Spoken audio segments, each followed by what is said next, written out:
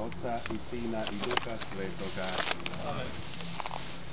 Uzda se duša moja u Gospodina, iz dubine vapjem tebi, Gospodine, Gospodine, čuj glas moj. Neka pazi uho tvoje na glas moga vapaja. Ako se, Gospodine, grijeha budeš spominjao, Gospodine, tko će opstati?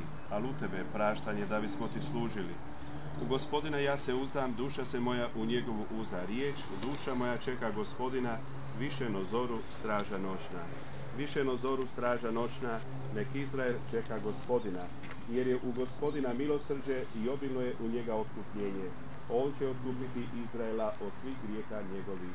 Pokoj vječni darujem, Gospodine. Uzda se duša moja u Gospodina. Oče naš, koji jesi na nebesima, sveti se ime Tvoje, dođi kraljevstvo Tvoje, budi volja Tvoja, kako na nebu, tako i na zemlji. Kruh naš svagdanji daj nam danas i otpusti nama duge naše, kako i mi otpuštamo dužnicima našim, i ne uvedi nas u napast, nego izbavi nas od zla. Bože, stvoritelju i otkupitelju svih vjernih, dušama slugu svojih udijeli otpuštenje svih grijeha, neka im pobožne prošnje izmole oproštenje koje su uvijek željele, koji živiš i kraljuješ u vijeke vjekova. Amen. Pokoj vječni darujem, Gospodine. Počivali u miru. Amen. Duše njihove i duše svih vjernih mrtvih po milosrđu Božijem počivale u miru. Amen.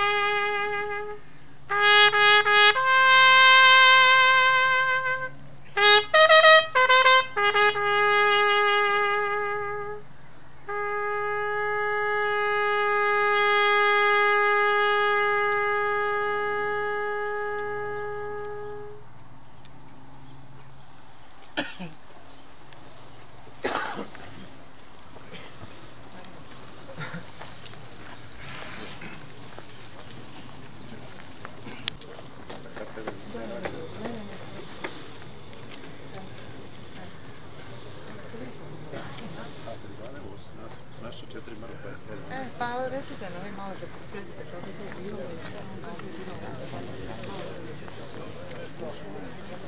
sad malo imamo.